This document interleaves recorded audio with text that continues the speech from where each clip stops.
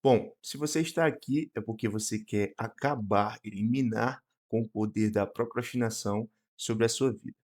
Nesse vídeo aqui, eu quero te ensinar tudo o que é necessário que você saiba sobre a procrastinação para que você consiga lidar com esse mecanismo, com esse fenômeno da melhor forma possível, para que isso não tenha tanta influência sobre a sua vida quanto tem, né, com boa parte das pessoas, né. Eu não vou ficar focando aqui em pesquisas, dados ou neurotransmissores, aqui a gente não está fazendo uma aula sobre a psicologia da procrastinação, mas vamos falar sobre a psicologia de procrastinação, de certa forma, né. Eu faço esse vídeo aqui a pedido de alguns amigos que sempre me falavam que quando eu tivesse um canal, que eu falasse sobre procrastinação como uma das primeiras coisas, porque é um problema que atinge várias pessoas, né. Então, é uma questão que muitas pessoas têm que lidar e que seria legal tanto para essas pessoas que querem ouvir de mim, o que eu sei sobre procrastinação, o que é que eu poderia passar para elas, tanto para pessoas que, enfim, não conhecem ainda meu trabalho, poderem conhecer um pouco ah sobre o que eu faço, né. Beleza. Então vamos começar. Primeira coisa que a gente tem que fazer é entender o que é procrastinação e o que não é procrastinação. Isso é bem simples, qualquer vídeo que você achar por aí, vai ter uma explicação básica sobre o que é procrastinação, talvez até depois de básica. Mas o que importa pra gente? Procrastinação é exatamente adiar voluntariamente uma tarefa que você pretendia fazer. Sem uma desculpa plausível, então aqui faltou até eu colocar aqui, sem uma desculpa plausível, assim? Sei lá. Não, não é. Deve ser aqui, pronto. Acho que é assim. Beleza. Então é sem uma desculpa plausível, então tem dias que realmente você não consegue fazer aquilo que você se proponha a fazer, devido a alguma circunstância, alguma coisa que rolou na sua vida. E, de fato, você não conseguiria fazer aquilo, mas a procrastinação atua naquela maneira, naqueles dias em que você consegue desculpas plausíveis para não fa que parecem plausíveis, né, para não fazer algo, mas que na verdade aquela desculpa não tem um fundamento realmente. Então, entendendo isso aqui, do latim pro, à frente, crastinus, de manhã, procrastinare, empurrar para amanhã. Isso aqui é o conceito perfeito sobre o que é a procrastinação, que é justamente você conseguir adiar para o outro dia, adiar para, não fazer agora, né. Por que a gente faz isso, a gente vai entender. O que é interessante a gente saber sobre a etimologia, e é por isso que eu trouxe isso aqui, é que os gregos eles chamavam isso de uma coisa diferente, eles chamavam de acrásia, que é falta de domínio de si. E isso é muito interessante, porque justamente a procrastinação é uma falha na autorregulação, é uma falha, de certa forma, do seu domínio de si mesmo. E que se você domina isso, é aí que você encontra, algo que é muito difundido, muito falado, mas muitas vezes não é explicado, talvez da melhor forma, que é a disciplina, que eu nem preciso colocar aqui, porque eu quero que você entenda o conceito e não uma palavra só, beleza? Então, também preciso diferenciar aqui, procrastinar não é gestão de prioridades. Então, o que eu quero dizer com isso? Há pessoas que têm uma assiduidade no trabalho, realmente se preparam e executam tarefas, mas essas pessoas podem ter uma falha de gestão de prioridade. Porque, na verdade, elas não estão exercendo aquilo que realmente elas precisam fazer. Talvez elas estejam colocando outras funções à frente, né, então ela está colocando as prioridades para o final, talvez, seja uma questão ali na falta de administração, justamente uma gestão de prioridades. Então, por exemplo, quando eu entrei como estagiário no meu primeiro estágio no escritório de recursos humanos, eu tinha várias funções que eu precisava realizar, várias tarefas que eu precisava realizar, precisava ler e-mails, precisava fazer, marcar entrevistas, realizar as entrevistas, tinha várias funções que eu precisava fazer. Só que, muitas vezes eu ficava enrolado em certas partes e acabava que eu acabava atrasando outras partes, né, eu não tinha um domínio, uma gestão de prioridades. Primeiro eu tinha que organizar alguns e-mails, depois eu tinha que marcar as entrevistas, realizando a entrevista que já estava marcada. Então, aos poucos eu fui aprendendo, né, logicamente com as pessoas que estavam acima de mim, o que era prioridade e aquilo que eu precisava fazer antes, que eu ia conseguir terminar tudo em tempo hábil. Então, eu lembro como se fosse ontem, a minha supervisora chegando em mim: "Ó, você está com questão de gestão de prioridades. Você vai precisar priorizar isso, mas isso não quer dizer que essas outras coisas são importantes". Então você entende que eu não estava procrastinando, eu estava realizando tarefas, mas as minhas tarefas estavam em uma ordem que não me ajudava. Então são problemas diferentes. Hoje a gente vai falar sobre procrastinação em si. Gestão de prioridades, pode haver outro momento que eu fale sobre isso, ou ter um vídeo específico sobre isso, porque há maneiras e ferramentas bem práticas para conseguir trabalhar essa questão de gestão de prioridade. Então, procrastinação é preguiça ou falha moral? Bom, procrastinação não é nenhum dos dois. Procrastinação é uma falha na autorregulação, fruto do cálculo custo-benefício automático. Esse conflito ocorre na amígdala e córtex pré-frontal. É interessante você saber aqui exatamente que o conflito da procrastinação ocorre na amígdala e no córtex pré-frontal? Não, mas é interessante você saber que a sua amígdala, ela existe um sistema dela de avaliação de risco e o seu córtex pré-frontal é responsável por racionalizar, esse entendimento, criar uma noção daquilo que se apresenta como realidade para você. Então, esse conflito ele ocorre aqui e é uma falta de autorregulação, por quê? A gente vai entender isso exatamente entendendo o mecanismo. Então vamos lá, especificamente, como funciona o mecanismo da procrastinação? Ele começa no cálculo do custo-benefício, como eu falei aqui em cima. O cérebro realiza um cálculo constante de custo e benefício para cada decisão, levando em conta a energia envolvida e a recompensa percebida. Então, entenda o seguinte: o seu cérebro, independente de você ativar isso, ele já está calculando qual o custo-benefício. Por exemplo, esse vídeo. Você assistiu alguns minutos desse vídeo, certo? O seu cérebro está calculando se vale a pena você ir até o final desse vídeo, mediante as informações que você está recebendo. Será que vale a pena o tempo que eu vou levar aqui assistindo esse vídeo? Será que vale a pena eu chegar até o final? Então, para saber se vale a pena, tem que saber a recompensa percebida. Por isso que eu disse, ó, que eu vou explicar todos esses processos aqui. Então, a sua recompensa por chegar até o final desse vídeo vai ser entender todos esses conceitos aqui, te dar clareza sobre esses conceitos e ferramentas para você conseguir lidar com esses conceitos. Então, aí o seu cérebro pode perceber essa recompensa, ou pode ser que ele não veja como satisfatória e faça você sair do vídeo antes do final. Isso é uma coisa muito normal, entende? É uma coisa que acontece em outros vídeos do YouTube. Então, por exemplo, quando alguém quer te vender alguma coisa, o que é que a pessoa vai tentar te mostrar? Ela vai tentar te mostrar o benefício, algo que é muito melhor, muito maior do que o custo, entende? Então ele sempre vai querer te convencer disso quem está te vendendo. Mas voltando aqui para essa questão do cálculo custo-benefício. Entendendo isso, é preciso você entender que a amígdala ela é a responsável por detectar ameaças. E aqui está o pulo do gato. Ela não diferencia entre risco real e incerteza, levando a respostas de evitação quando um novo desafio se apresenta. Então, a questão da amígdala é que ela não diferencia o risco verdadeiro da incerteza. Então, se você tem incerteza em relação a alguma coisa, se é só um risco para o fracasso, né? Se você fazendo aquilo você pode fracassar, você não tem certeza daquele sucesso, a sua tendência será evitar aquilo.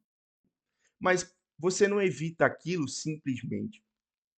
Ah, vou deixar isso para depois. Não, você precisa de uma justificativa, de uma dissonância cognitiva, algo que te convença cognitivamente a a adiar aquilo como se fosse algo certo, como se fosse a sua responsabilidade adiar aquilo naquele momento.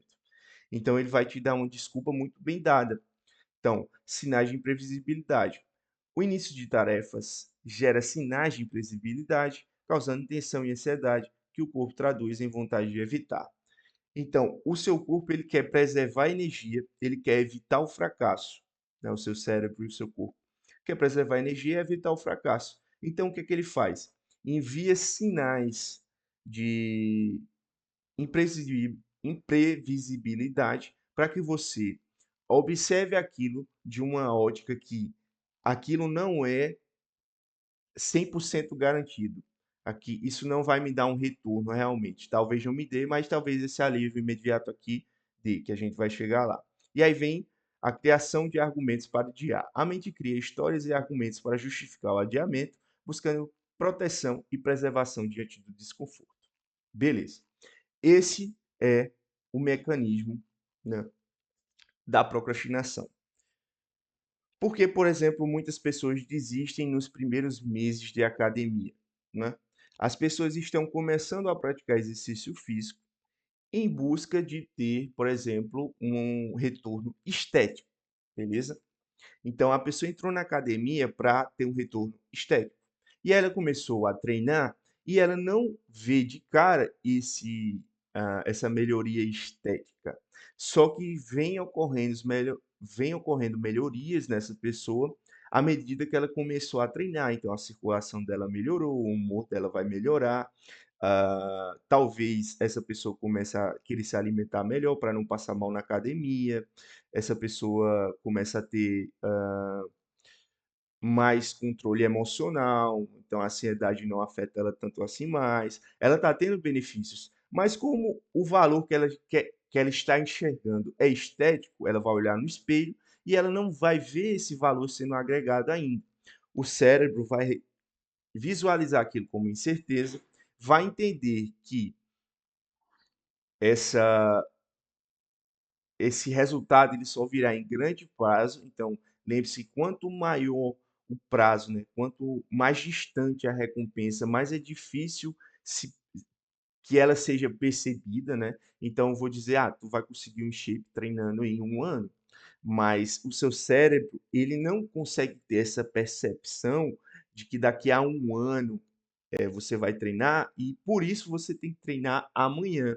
Para ele, tipo, daqui a 1 ano é desproporcionalmente distante, de fato, comparativamente é, mas entende que ele não consegue enxergar que o treino de amanhã ele vai ter uma influência daqui a 1 ano, por exemplo, ele não vai enxergar dessa forma. Ele vai dar desculpas mediante a incerteza, né, porque ele está confundindo essa incerteza com risco real, lembrando isso. E aí, diante dessa incerteza, ele vai te dar argumentos para que você não vá para a academia no outro dia. "Ah, eu tô treinando aqui, mas eu já fui essa semana". Enfim, aí vem as desculpas do cérebro que a gente vai entrar já já. Beleza, então.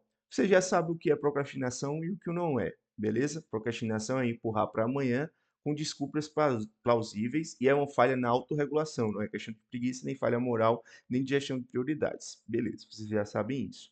Também vocês já sabem qual é o mecanismo, né? Que tem um cálculo de custo-benefício, que esse cálculo ele tem uma resposta da amígdala que confunde risco com incerteza com ameaça real. E aí vem a questão dos sinais de imprevisibilidade, criando os argumentos para adiamento. Beleza. Vocês já entenderam e compreenderam tudo isso. Então a gente já vem aqui para os viéses cognitivos. Né? Aqui eu estou falando das intolerância, a intolerância ao fracasso e as falácias do cérebro para que você não realize aquilo que de fato você precisa fazer. O bom benefício agora é melhor do que a recompensa futura. Fico fora do risco, não tenho chance de falhar, e se não tentar, e isso aqui eu já fiz e eu sei que é bom, né? Então, o cérebro ele reconhece o quê? Aquele adiamento como uma vitória. Você preservou energia física, emocional, porque você não fracassou e se sentiu mal com aquilo. Então, ele está levando aquilo como uma ameaça real. Se for necessário aqui te colocar um alívio imediato, um doce, uma droga, um café, qualquer coisa que consiga dar esse alívio imediato, isso vai reforçando o ciclo da procrastinação. E aí vem aquelas armadilhas do começo, né? Coisas que são frequentes que eu posso falar aqui, talvez você chegue a se identificar. uma das coisas mais frequentes que eu já ouvi é: "Só quando eu tã-nã-nã, eu faço isso". Isso eu escuto toda semana de algum em algum contexto diferente de alguém. Então, só quando eu fizer isso, ou só quando eu conseguir isso, ou só quando eu comprar isso, só quando eu fizer isso, só quando eu acordar de tal hora. Então, a vida está sempre a um quando de distância. A pessoa sempre tem alguma, hã, algum empecilho, alguma coisa que ela precisa resolver antes daquilo. Então, é uma desculpa muito comum, mas que você consegue perceber como ela é facilmente quebrada, a não ser que, pra pessoa dirigir, ela precisa antes comprar um carro, né, aí faz sentido, mas você vê que muitas das desculpas são disfuncionais, elas não têm um motivo evidente. As 2 colocações, né, para eu fazer isso, primeiro eu vou fazer isso, nem sempre elas estão interligadas. Então, por exemplo, um amigo meu já chegou para mim e falou num treino: "Cara, eu acho que eu começar a correr". E aí eu falei: "Cara, legal, é bom correr, tem uma melhoria na saúde, vários benefícios aí, você vai melhorar, o seu condicionamento, assim você vai conseguir fazer um treino melhor", né, a gente estava na academia de boxe. E aí ele falou assim: "Ah, eu acho que eu vou esperar emagrecer um pouco mais, perder um pouco mais de peso, para começar a correr". Aí eu falei: "Cara, mas correr já não vai te ajudar a perder peso e você não precisa começar a correr muito". Então, rapidamente eu consegui quebrar aquela crença daquele meu amigo, que só estava colocando um empecilho para não começar aquela atividade tão cedo, entende. Então ele já estava adiando, mesmo sendo iniciativa dele, ele já estava adiando, ele já estava caindo na primeira desculpa do cérebro: "Ah, espera emagrecer um pouco mais, tu não já está treinando isso aqui, tu vai treinar outra coisa". Entende que o cérebro ele sempre está buscando se preservar, que ele é muito convincente. Essas mentiras, elas são contadas de uma maneira muito convincente para você, então é muito fácil cair se você não tem alguém ali para lembrar para você. Então, você não precisa começar a correr 2 quilômetros, cara, corre 2 minutos por dia, foi isso que eu falei para ele. É que ele não precisa começar como um corredor de maratona, ele precisa começar a correr se ele quer criar o hábito, né. Criar o hábito é a melhor maneira de quebrar as crenças, mas a gente vai chegar lá também. Então, o pensamento do tudo ou nada, isso aqui é muito normal, muito parecido aqui com o perfeccionismo defensivo, a falácia do planejamento. Então vamos lá, o que que são esses 2 pensamentos de tudo ou nada e o perfeccionismo defensivo? Essas pessoas, elas têm a tendência, as pessoas que costumam procrastinar, muitas vezes elas têm a tendência de ser perfeccionistas em seu planejamento ou naquilo que elas queriam que fosse de uma determinada maneira. Então, eu só tenho 1 hora e meia para fazer isso, então não vou nem começar. Por quê? Porque ou é tudo ou é nada. Volta de novo.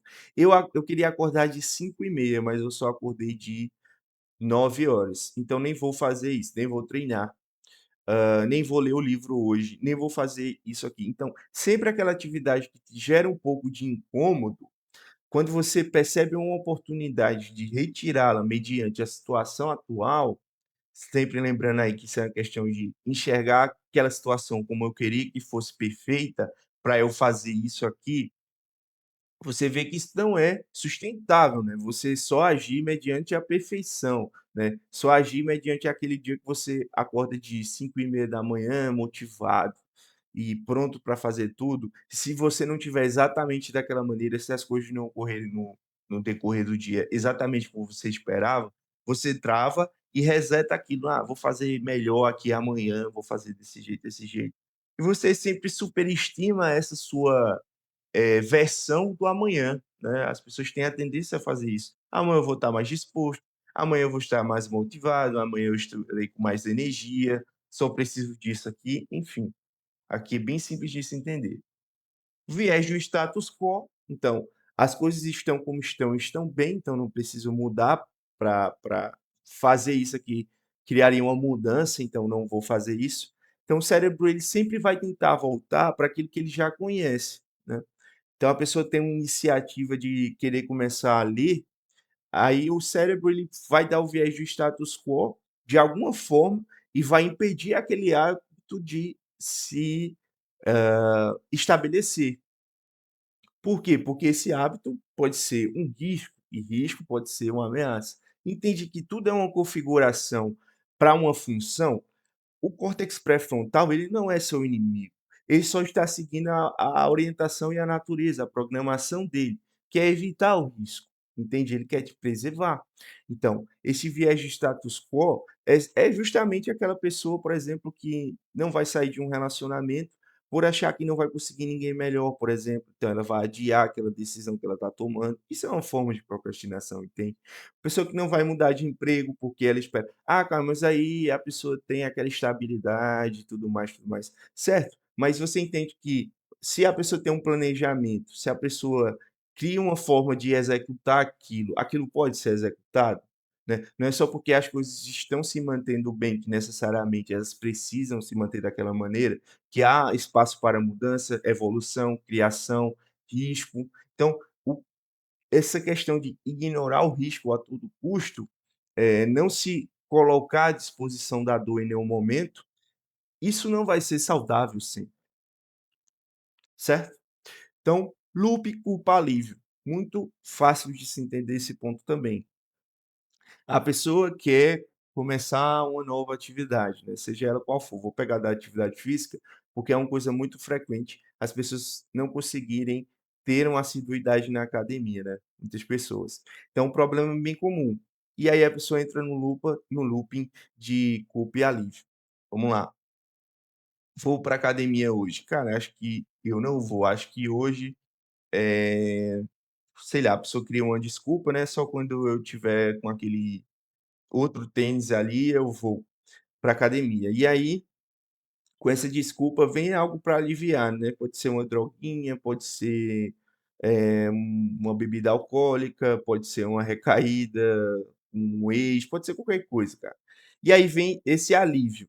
Vem um alívio e depois vem a culpa, né, porque essa pessoa deveria ter feito isso, essa pessoa prometeu não fazer dessa maneira de novo. Só que essa culpa, ela veio misturada com o alívio de você ter deixado para outro dia, de você ter se justificado, de você ter se aliviado com alguma coisa. E aí, o seu cérebro compreende que esse é o modus operandi normal e que ele pode se manter dessa forma, porque afinal você se sentiu aliviado apesar de sentir culpa. Então é muito mais fácil reforçar esse ciclo. Então você vai ver pessoas que se mantêm num determinado comportamento durante muito tempo, porque esse ciclo ele vai se alimentando, entende? E então é muito mais fácil essa pessoa repetir aquela atitude de adiar, já que ela foi recompensada por isso, beleza? E aqui eu não vou desmiuçar tanto, mas eu trouxe uma lista de medos. Medos que as pessoas têm para não começar o coisas novas, né, para não, realizar aquilo que elas desejam, para não performar sobre aquilo que elas planejaram. Então existe uma lista de medos, que esses medos eles estão introjetados, eles estão escondidos ali atrás do sistema límbico, e ele só aparece mostrando uma plaquinha para que o córtex pré-frontal crie a narrativa de justificativa para você evitar. E quais são esses medos? O medo do julgamento alheio, né, o medo que as outras pessoas vão pensar de mim. Será que elas vão gostar do que eu falei? Será que elas não vão achar que eu sou idiota, que eu sou um babaca, que eu não sei o suficiente? Então há um medo do julgamento, o medo do fracasso também, muito comum. As pessoas têm medo de fracassar, têm medo de fracassar porque elas têm medo de ser vistas fracassando por outras pessoas, ou medo de fracassar porque vai decepcionar a família, ou enfim, existem várias ramificações do porquê as pessoas têm o medo do fracasso e o medo do julgamento. Vai também da personalidade daquela pessoa, mas são medos muito comuns. Então tem o medo do sucesso, né, essa pessoa tem medo de conseguir chegar àquela posição e não conseguir desempenhar, entende. Não conseguir fazer aquilo, sendo que ela estudou para fazer aquilo, sendo que ela está preparada para fazer aquilo, mas ela tem medo de conseguir e na verdade ela não estava preparada. Então medo do sucesso, medo da perseguição, medo da incapacidade, né, que é mais ou menos o que eu acabei de falar em relação ao sucesso. Medo de escolher o errado, então, será que eu vou por esse caminho? Será que se eu for por esse caminho aqui, eu vou me comprometer para sempre, né? A mesma coisa de perder a liberdade. Então você vê que são medos que eles se misturam em suas causas, né? medo da rejeição. Todos esses medos, eles poderiam ser entendidos como medo do fracasso, certo? Mas, para você ter sucesso em qualquer coisa e você ganhar habilidade em relação a qualquer coisa, você tem que se expor ao fracasso. É uma maneira de absorver conhecimento, absorver habilidade. Você se expõe ao fracasso e você ganha habilidades em troca disso. Então você está num confronto, por exemplo, em um treino de luta. Então vai ter momentos ali que você vai se arriscar a fazer alguns movimentos que você pode errar e você não pode não conseguir executar aquilo da melhor forma. Mas você só vai aprender a fazer aquilo se você se dispor a fracassar e tentar, entende? Então beleza, agora vocês sabem que o cérebro ele prefere o alívio imediato do que o risco sem garantias. Ele, eh tende a criar armadilhas, né, para impedir a pessoa de começar, então existem essas armadilhas do começo que são muito frequentes, e existe essa lista de medos, né, que são medos muito comuns, mas que todos poderiam ser resumidos como medo do fracasso. Então as pessoas vão evitar fazer aquilo que elas têm medo de fracassar, entende? Se não fizer, né, nunca vai ter fracassado. Então confronto, como é que eu lido com esse problema agora, Caio? Agora eu sei o mecanismo, a avaliação do custo-benefício, eu sei o mecanismo, eu sei o que é procrastinação e o que não é, eu sei quais são os viéses cognitivos, e eu sei quais são os medos frequentes e as falácias frequentes, beleza. Como é que eu lido com isso agora? Como é que eu atravesso essa ponte com neblina? O que é que eu quero dizer com isso? Imagine se você em frente a uma ponte. Do outro lado tem uma neblina muito densa e você não consegue ver o que tem do outro lado, você só consegue ver até a metade da ponte. Você conseguiria atravessar isso? Garanto a você que a maioria das pessoas teriam medo ao olhar a se deparar com essa ponte, e muitas não iriam. Muitas iriam por outro caminho que elas conseguem ver até o final, entende? Então, o que é passar por cima da procrastinação?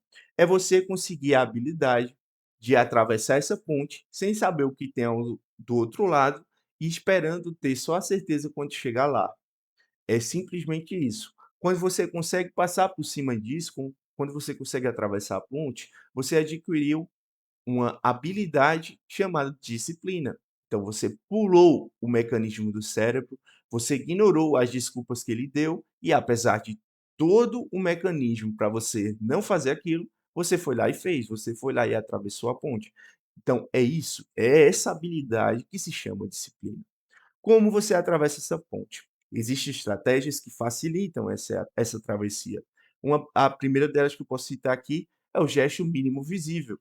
Então, um exemplo muito fácil que eu sempre dou em qualquer palestra, porque é um que inclusive vem à minha cabeça, é se você vai treinar em determinada hora, 10, 15 minutos antes de aquela determinada hora, você coloca o tênis. Então você vai treinar, por exemplo, de 8 horas da manhã e você toma um café ali por volta das 6h30.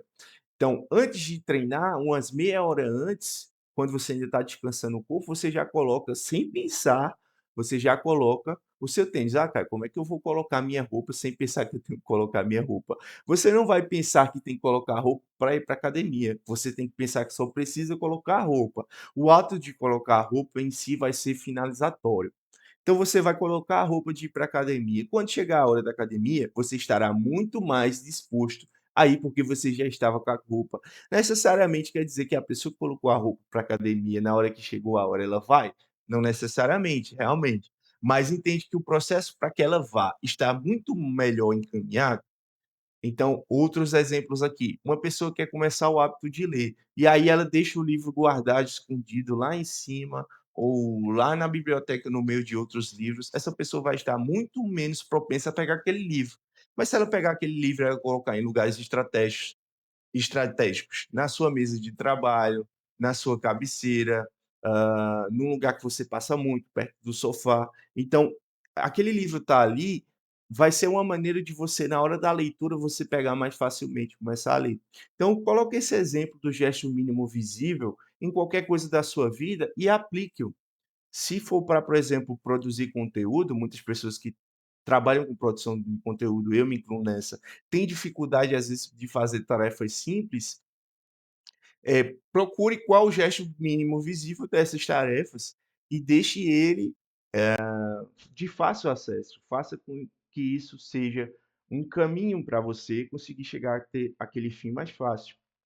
Outro exemplo que está muito próximo a essa questão do gesto mínimo visível, o ritmo tolerável.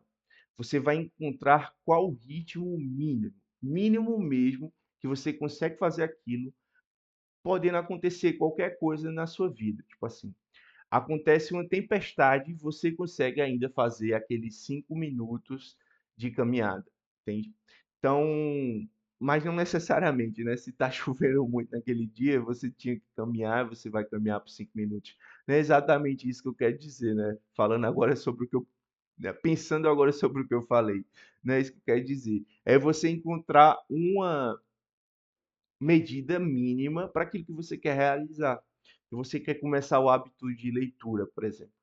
Então, no lugar de você se propor a ler 2, 3 capítulos ou um capítulo até por dia, dependendo do livro, um capítulo pode ser muito grande para algumas pessoas.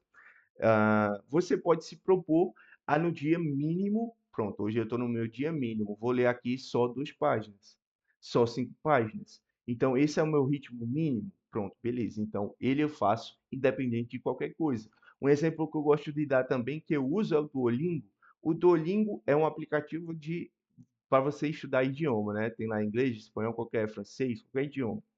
E aí, tem dias que você está disposto a fazer várias tarefas, mas tem dias que você não está muito na disposição.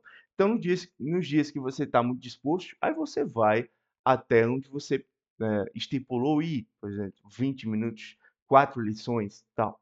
Mas tem dias que você não está naquele pique, você não está naquela energia, e aí você já tem o gesto mínimo visível. Então, vou fazer pelo menos duas, uma lição. Assim, eu consigo sempre me deixar gradativamente, com o decorrer dos dias, evoluindo, fortalecendo um bom hábito e conseguindo obter resultados dessas sementes que eu estou plantando agora, entende? Então, se você faz determinadas coisas todos os dias, é claro que você vai ter resultado, mesmo essas coisas sendo mínimos e mínimas, mesmo essas coisas sendo mínimas em alguns dias. Nossa, consegui falar isso. Não sei porque estava difícil. Então, é um ritmo tolerável, beleza? Autorresponsabilidade versus culpa. Lidar com dificuldades. Então, o que é que eu quero falar aqui com isso? As pessoas que conseguem se perdoar são as pessoas que conseguem agir mediante seus problemas mais facilmente. Se a pessoa tende a se culpar e ficar se culpando, provavelmente ela vai buscar um alívio e uma forma de culpa para lidar com aquilo, entende? Então, estou aqui para dizer que quando você não consegue cumprir algo que você estabeleceu, você não precisa se culpar por isso. É uma coisa que todo mundo faz. Ah, cara, porque todo mundo faz quer dizer que é certo? Não, não quer dizer. O que eu quero dizer é que não é saudável, mas também não é um crime, entende? Quando você não estabelece, quando você não consegue realizar aquilo que você estabelece, aquilo tem um impacto para você? Sim, tem. Um impacto na sua autorresponsabilidade, um impacto na sua autoestima. E aquilo vai reverberar na sua vida se você não começar a se atentar. Mas quando você pensar em relação a isso, você não tem que pensar de uma perspectiva de culpa, né? Ah, sou culpado, sou um merda, sou um lixo de não conseguir isso. Não, cara, muda essa linguagem. Você precisa tomar a responsabilidade daquilo que você precisa fazer e simplesmente ir lá executar. Cara, não é simples, cara. Eu sei que não é simples, mas é o melhor caminho.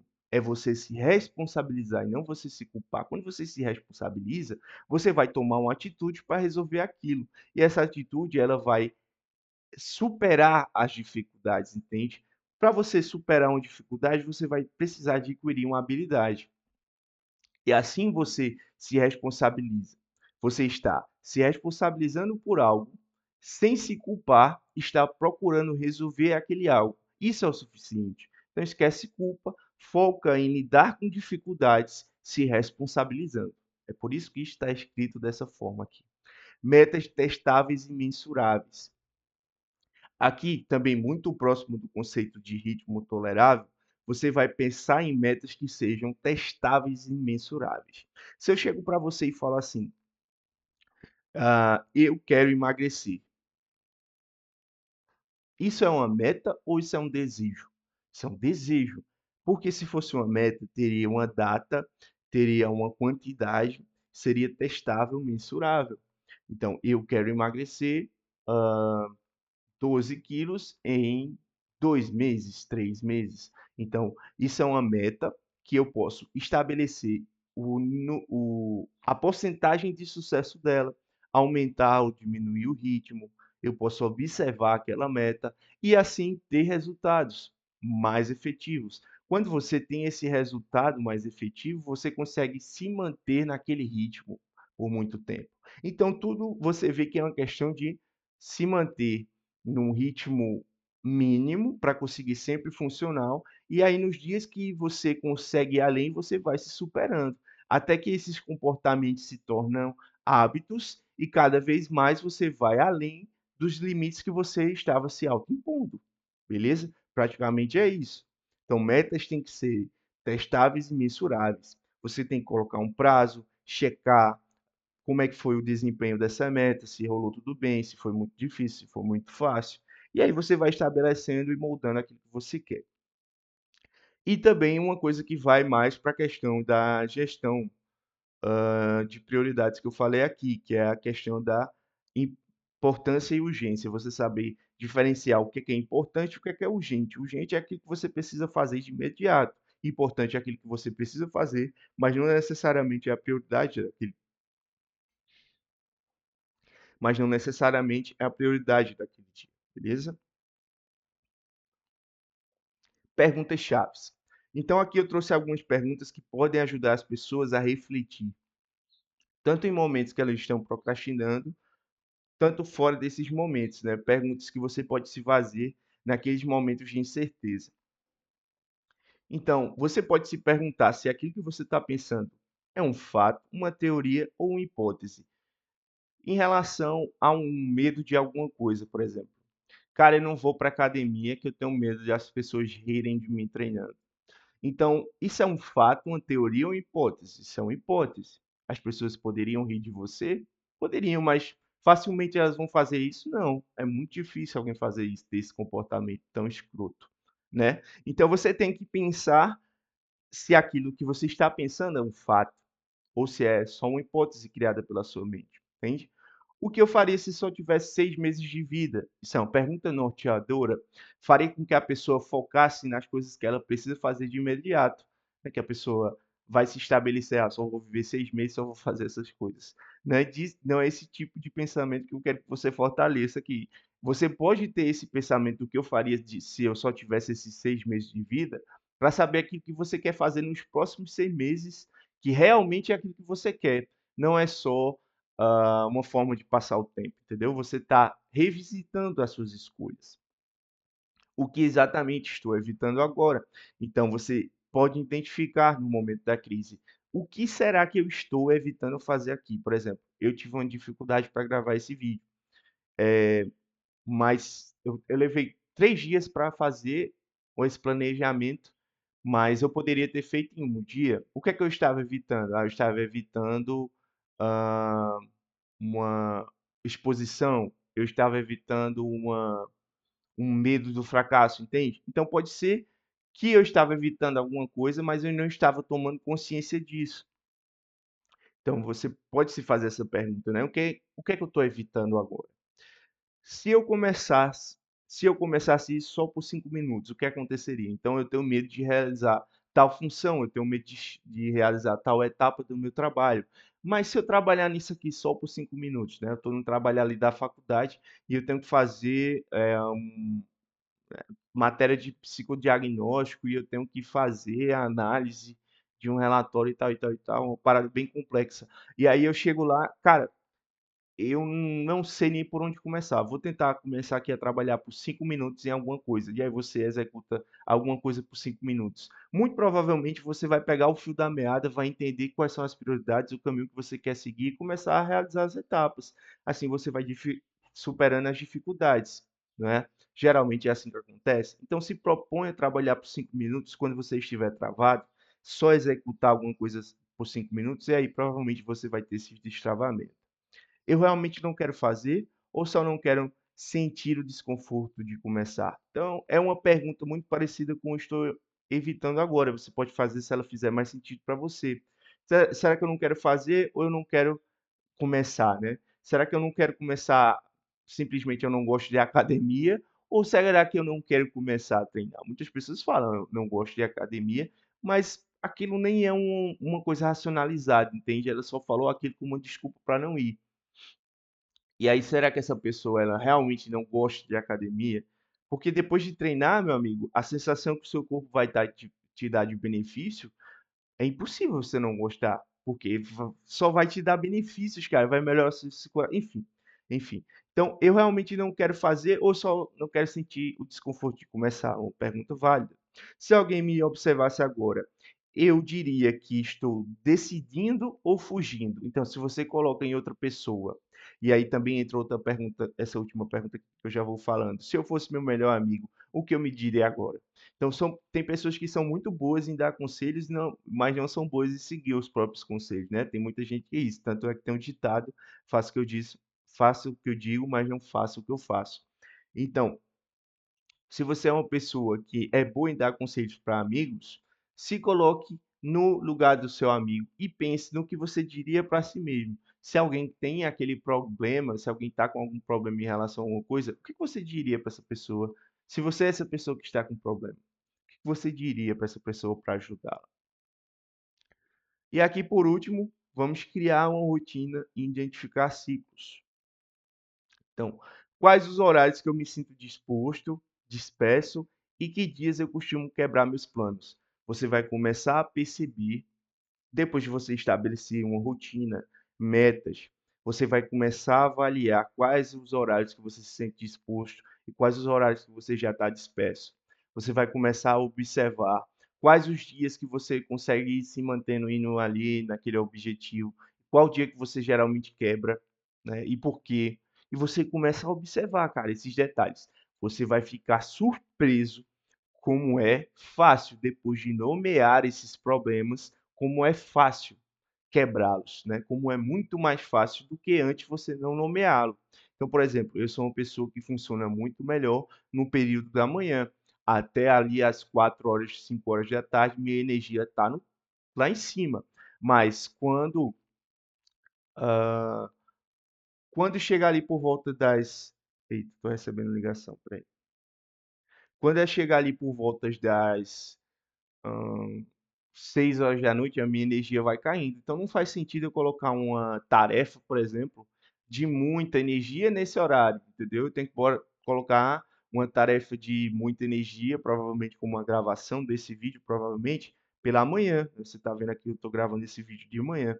Então, é muito mais fácil você se conhecer e perceber quais os melhores horários que você está mais ativo, que você está mais disposto para realizar tais funções e quais os horários que provavelmente você vai furar. Então, você vai identificar esses horários que você vai furar e vai colocar coisas fáceis para fazer, que não precisam de esforço, e você vai colocar nos seus horários de maior disposição as suas tarefas mais difíceis. Geralmente, pessoal, a dica principal é coloque aquilo de mais difícil como a primeira prioridade do dia. Então, por exemplo, fazer roteiro, mapa mental aqui, isso é o mais difícil, fazer pesquisa e tudo mais e apresentar. Então, eu faço isso logo no começo do dia porque as determinadas funções, né? Por exemplo, eu atendo à noite. Por quê? Porque é muito mais fácil para mim depois de ter trabalhado, treinado, feito várias coisas durante o dia, atender pessoas à noite, porque é simples para mim atender. Eu tenho uma prática, eu tenho experiência, eu tenho uma confiança, então é muito mais fácil eu receber um paciente e atendê-lo à noite dentro da minha rotina, né? Claro que de manhã também seria bem interessante atender, mas que eu faça essa distribuição me conhecendo, sabendo quais são os melhores horários para cada coisa.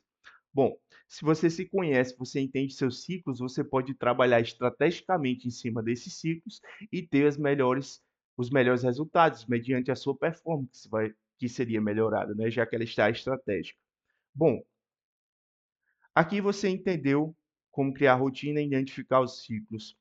As perguntas-chave que você pode se fazer, como atravessar pontos com neblina, através dos conhecimentos em relação a essas ferramentas.